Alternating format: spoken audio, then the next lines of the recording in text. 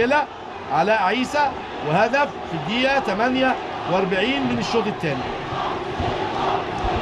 هرج ومرج داخل الملعب، هرج ومرج داخل الملعب. خسران نادي الاتحاد السكندري بهدفين، خسران نادي الاتحاد السكندري بهدفين. يعني مش معقول اللي بيحصل ده. مفروض الحضارة عندنا، مش عايزين حاجة تحصل في الملعب. بدأت بعض الجماهير تنزل الملعب. حكم اللقاء هيتصرف ازاي؟ خسران نادي الاتحاد السكندري هدف عن طريق علاء عيسى في الدقيقة 48. وادي الكورة، ادي الانطلاق من عاشور الطاقي، وقلت في خطورة من هنا اتلعبت فعلا. بدأ الجمهور ينزل كده في الملعب، يعني عايزين رجال الامن يتدخلوا بشكل اقوى من كده. شوفوا حضراتكم منظر غير حضاري بالمره، مشهد وسلوك مرفوض تماما.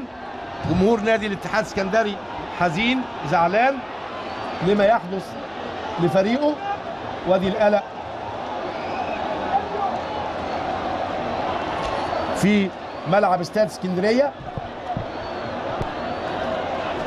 شوف حكم اللقاء هيتصرف ازاي. اصبح حكم المباراه مختفي تماما عن الانذار. كادر واضح امام حضراتكم، الرؤيه واضحه امام حضراتكم.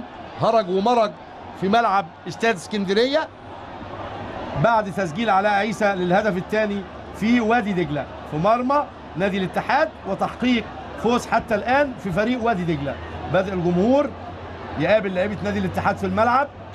وادي القلق، وادي الدوشه، يعني منظر غير حضاري بالمره. اعتداءات من جماهير. ادي حسين فهمي في وسط الجماهير.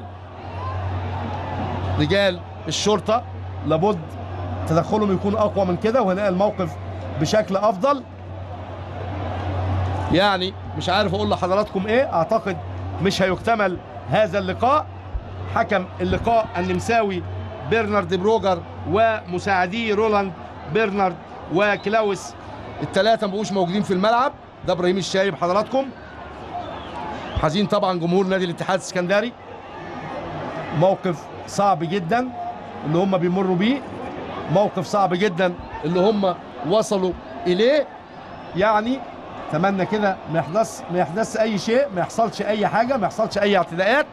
حكم اللقاء خارج الملعب تقريبا، دخل غرفه الملابس، مش موجود في الملعب لا الحكم ولا مساعديه ولا لاعبي الفريقين.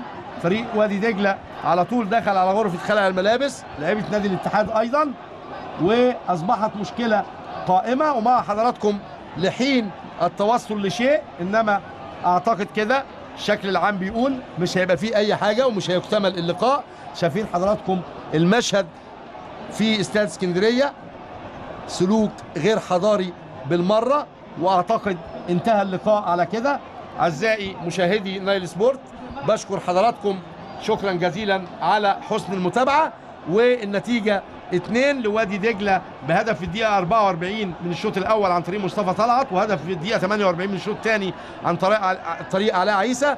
هدف وحيد لنادي الاتحاد عن طريق احمد جلال في الدقيقه 30 من الشوط الاول. حتى نلتقي ومباريات اخرى، لكم تحياتي ورق امنياتي، معلقكم الرياضي سيد الثعلبي.